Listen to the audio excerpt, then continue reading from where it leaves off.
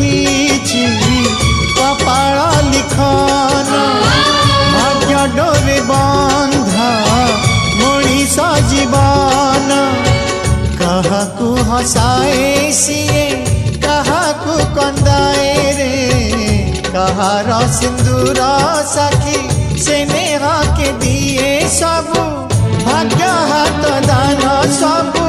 भाग्य हाथ दान भाग्य तो लिखी कपाल लिखन भाग्य डोरे बंधा